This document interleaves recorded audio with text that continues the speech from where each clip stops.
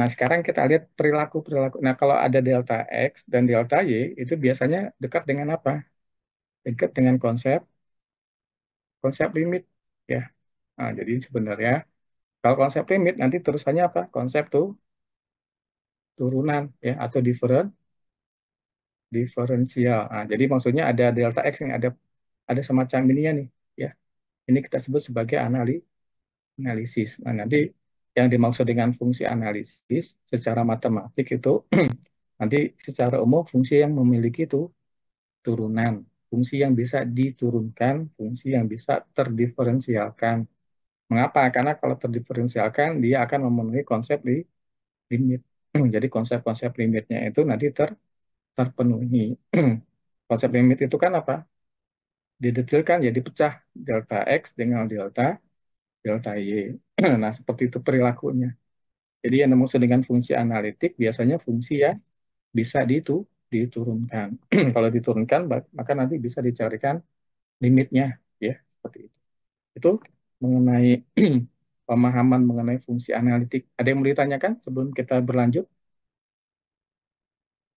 Jadi baik itu di bilangan real maupun di bilangan kompleks, fungsi analitik secara umum apa? Fungsi yang bisa diturunkan, ya, fungsi yang bisa diturunkan. Bisa difahami sampai saat ini? Sampai sini bisa? Bisa, Ya, Pak. bisa jadi kalau fungsi analitik baik itu di bilangan kompleks, di bilangan real, jadi kurang lebih apa? Fungsi. Jadi kita melihat perilaku fungsi apakah dia fungsinya itu bisa diturunkan atau tidak. Nah, kalau diturunkan dalam bahasanya apa? Differentiable, ya. Dia bisa diturunkan atau tidak. Maka nanti fung- jadi fungsi yang bisa diturunkan namanya fungsi analitik. Kurang lebih seperti itu ya. Nah, kemudian definisinya kalau di bilangan kompleks seperti apa? Jadi kalau di bilangan kompleks apa di sini? Ya fungsinya biasanya kita notasikan dengan apa? F, FZ atau V gitu ya. Nah, dikatakan analitik di titik Z0. Nah, maka nanti analitik di titik Z0 bagaimana jadi konsepnya? Jadi di sini nanti ada nanti ada real dari W-nya gitu ya. Kemudian nanti ada imajiner dari W-nya. Tentunya ketika dia ada daerah, ada daerah D gitu ya. Ada daerah D. Nah, nanti ada titik di sini ada tentunya ada sekitarannya. Nah, semua yang ada di sini itu bisa di apa nih F aksennya sekitar ini ya. Ini ada ya F aksen Z-nya itu ada di sekitaran ini ya. Ada di Z0 dan juga di lingkungan, maksudnya di persekitaran ya. Atau neighborhood ya. Ada di neighborhoodnya ya. Nah, sekitaran ini nih. Jadi sekitar di lingkungannya ini dia apa? F aksennya ada. Maka nanti dia disebut apa? Analitik di titik Z0. Mengapa analitik? Karena nanti turunannya, kalau di analitik apa? Maka F aksen ada turunannya. Ini kan F aksennya ada. Nah, berarti ada turun ada turunannya gitu. Kalau ada turunannya berarti nanti kan ada konsekuensi yang lain. Maksudnya dia limitnya ada, kemudian nanti kalau kita integralkan nanti dia bisa diintegralkan. Nah, itu maka nanti disebut sebagai analitik. Ya. Jadi di persekitarannya itu ya, di sekitar lingkungannya itu. Kalau persekitaran itu berarti membentuk apa? Persekitaran itu ada Z0, nah ini ya, ada jari-jarinya ya, jari-jarinya. Semenjak apa? R. Nah, ini nanti persekitarannya ya. Jadi persekitaran itu kurang lebih apa seperti lingkaran ya, lingkaran. Jadi bukan hanya dilihat dari apa? Bukan hanya dilihat dari sebelah kiri atau sebelah kalau ini kan apa? Sebelah kiri. Kalau ini apa? Sebelah bukan sebelah kiri dan sebelah kanan, tapi ini ya persekitarannya itu ya membentuk suatu lingkaran, wilayah suatu lingkaran. Ya, itu jadi namanya analitik di apa? Di bilangan di bilangan kompleks. Itu definisi mengenai. Nah, sekarang contohnya bagaimana? Misalkan ada fz sama dengan z kuadrat. Ini f aksennya apa? Apa f aksennya? Nah, ini kan nah, 2z. 2z ini ada di mana nih? Di semua, di semua apa? Semua z bilangan kompleksnya. Nah, ini, maka yang kayak gini adalah f ininya apa nih? Fungsi fungsi analitik. Analitik di mana? Analitik di semua bilangan kompleks. Nah, kalau di semua bilangan kompleks, maka nanti disebut sebagai nanti apa? Dalam bahasa bahasa sananya nanti entire ya, ya fungsi menyeluruh ya. Jadi nanti di sini kalau dia semua, maka nanti disebut sebagai fungsi entire ya. Enter ya. Enter kan masuk ya. Jadi kalau dalam bahasa yang lainnya, dalam bahasa di Indonesia kan fungsi menyeluruh. Mengapa menyeluruh? Karena di semua bilangan Z. Nah, nanti kalau bilangan yang fungsi sifatnya polinomial, Z pangkat 2, Z pangkat 3, atau 4Z pangkat 10, nah maka nanti disebut fungsi entire ya, atau fungsi menyeluruh. Apa artinya? Dia analitik di semua, dia analitik di semua bilangan Z. Nah, kalau dia analitik di semua bilangan Z, maka disebut fungsi entire. Nah, contoh-contoh fungsi entire itu ya fungsi polinomial. Apa contohnya? Ada Z pangkat 2, Z pangkat 3 gitu ya. Atau misalkan 10 Z pangkat 15, dan seterusnya. Ini merupakan fungsi menyeluruh atau namanya fungsi entire. Artinya apa? Analitik di semua bilangan Z. Apa artinya? Dia punya turunan di semua bilangan Z. Punya turunan. Punya turunan. Maka disebut sebagai analitik. Nah, contoh yang lain bagaimana? Contoh yang lain. Yang lain misalkan ada fungsi apa di sana? Kalau yang kemarin, kalau di bukunya ya contoh yang kedua, kemarin ada fungsi apa namanya? Fz sama dengan di sini di bukunya ya. Ini modulus dikuadratkan gitu ya. Nah, nanti di sini dia ada tuh. Ternyata sudah dicari turunannya. Apa turunannya? Turunan dari ini ya, ternyata akan bernilai nol jika apa di sana? Jika jika z-nya sama dengan nol, dia tidak ada jika apa nih? Jika z-nya tidak sama dengan nol. Nah, kalau kayak gini apakah dia fungsi analitik atau tidak? Ya, namanya analitik tadi apa? Namanya analitik. Jadi kalau dia sebutkan, jadi analitik kalau bagaimana tadi? Analitik jika apa? Ada f aksennya di persekitaran ya, di persekitaran Z0. Nah, misalkan Z0-nya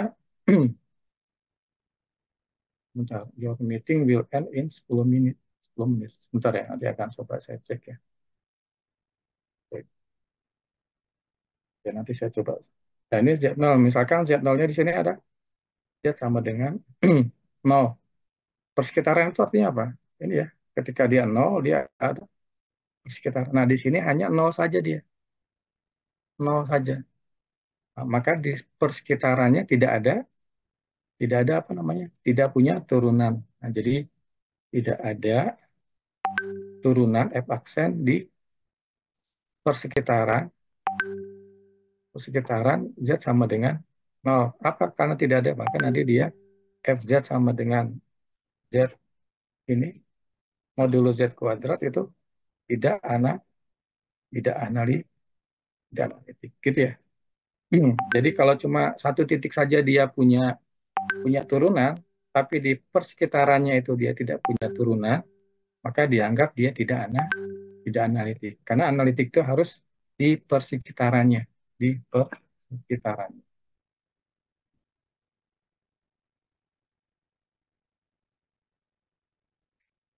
Bentar, tadi ini ada tulisan di saya tuh kok 10 menit lagi ya? 10 menit lagi. Di, di kalian ada tulisan nggak 10 menit lagi? Ada, Pak. Coba Ada saya Bapak. cek, saya cek ininya ya. Bentar, saya cek ini kenapa nih. Ini kan sudah masuk di hostnya ya. Ini jangan-jangan ada yang ya, saya,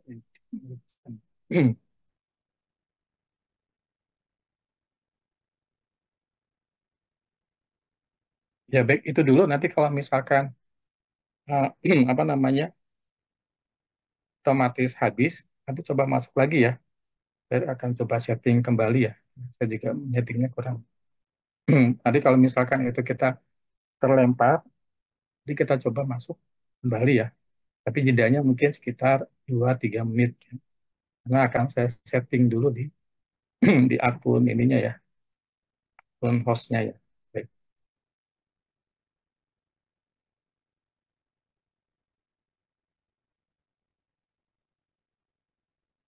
Ini kira-kira ada yang mau ditanyakan dulu?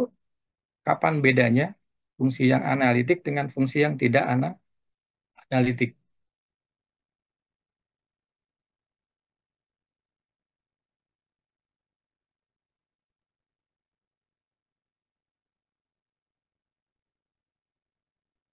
Jadi ketika di analitik, ketika di persekitarannya itu ada turunannya. Tetapi kalau di persekitarannya itu tidak ada cuma satu saja dan di persekitaran yang lainnya dekat-dekat titik tersebut tidak ada turunannya, maka dikatakan dia tidak analitik. Bentar ini kok bisa ada remaining meeting ya sebentar. Ini,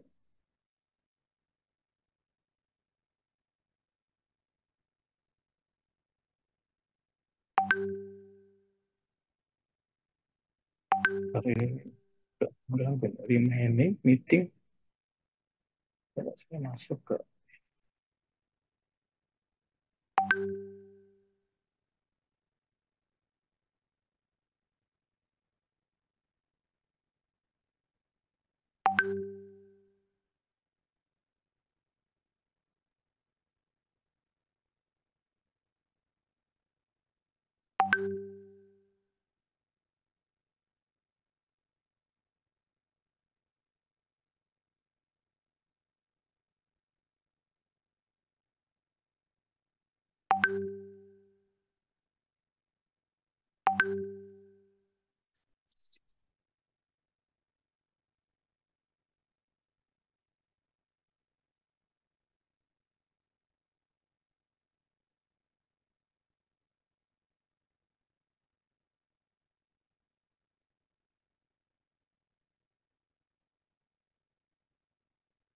ya, baik kita lanjutkan saja. Saya nggak tahu settingannya ya.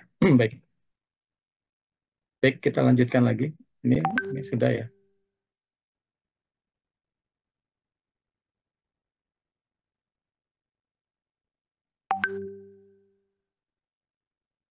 Jadi ini sampai sini tadi. Jadi bedanya antara fungsi yang analitik dengan fungsi yang bukan analitik ya. Nah, kemudian nah di sini juga nanti akan ada semacam teoremanya ya. Kapan suatu fungsi itu dikatakan fungsi analitik ya. Kapan suatu fungsi itu dikatakan fungsi analitik ya. Nah, jadi ini salah satu cara untuk menentukan apakah fungsinya itu analitik atau tidak. Maka kita menggunakan ini ya, menggunakan dua cara ini nih, dua dua dua syarat ini ya. Tentunya ketika dia fungsi bilangan kompleks, maka nanti bisa dibuat seperti apa? Ux, y dengan ini. Jadi kalau ada fungsi misalkan ada fz ya, itu sama dengan apa? Misalkan z kuadrat. Bisa nggak dibuat? Ya ini bisa. Karena z itu apa? Z itu adalah x ditambah y kuadrat. Misalkan gitu ya. Maksud saya biar ini kebayang. Jadi sama dengan apa nih? S kuadrat, apalagi nih? Ditambah i, apa? 2xy gitu ya. Ditambah nanti i kuadrat, y kuadrat. I kuadrat itu adalah Jadi nanti X kuadrat min 1 ya. Min Y kuadrat ditambah di 2X Y. Nah, ini nanti kalau kayak gini nanti yang ini kita anggap sebagai apa di sini? U X, Y-nya gitu ya. Di sini sebagai apa nih? V X, Y. Kalau fungsinya adalah Z kuadrat. Ini contoh gini ya. Jadi semua di bilangan kompleks itu bisa dibuat sebagai UX, Y ditambah I V X, Y. Contohnya seperti ini. Nah, nanti kalau misalkan ada fungsi U, fungsi V gitu ya, turunan terhadap X, turunan V terhadap Y, UY dan VY masing-masing kontinu gitu ya, pada titik tertentu ya. Nah, kemudian, nah coba ini kita perhatikan saja nanti U-nya apa di sini. U-nya adalah X kuadrat min Y kuadrat. Ini akan kontinu ya di semua bilangan real. V-nya apa di sini? Contoh yang ini adalah 2X. Ya, sama ini kontinu juga. UX apa UX? Maka 2X. Kalau UY maka min 2, 2Y ini ya. Kemudian kalau VX, maka X-nya dianggap sebagai variabel. Maka ini 2Y. Kalau PY-nya adalah 2. Nah, ini semuanya adalah continue di semua bilangan real. Ya. Nah, kemudian berlaku juga apa di sana? Berlaku di setiap titik pada N itu apa? Nah, kalau kemarin persamaan Cauchy-Riemann tujuannya untuk apa? Tujuannya untuk mencari apa di sini? Kemarin tuh mencari F aksennya ya. Kemarin dicari. Nah, sekarang kalau misalkan berlaku seperti ini, artinya apa? Berarti F aksennya ada. F aksennya ada dan juga dia kontinu, maka dia analitik. Nah, contohnya seperti ini. UX sama dengan VY. Contoh yang di atas tadi ya. FZ sama dengan Z kuadrat. UX sama dengan VY berarti 2X sama dengan apa di sana? VY mana? Nah, ini yang sama ya. Jadi di sini ini UX sama dengan UX ini sama dengan VY. Kemudian apa? VX sama dengan min. Nah, ini sama nih. Nah, ini ya sama ya. Nah, ini sama. Karena sama berarti apa? FZ akan apa? FZ sama dengan Z kuadrat itu anali analitik. Nah, ini contohnya seperti itu ya. Ada teorema. Artinya apa? Kalau ada persamaan Cauchy-Riemann artinya apa? F aksennya A, F aksennya ada. Nah, jadi kalau dia masing-masing kontinu U, V, U, V gitu ya, UX, VX, UY dan VY dan F aksennya ada, maka dia analitik. Contohnya seperti itu. Contoh sederhananya. Ya. Ini untuk teorema yang digunakan kapan kita menentukan apakah fungsinya itu analitik atau tidak. Sebentar ini kok less than 1 menit.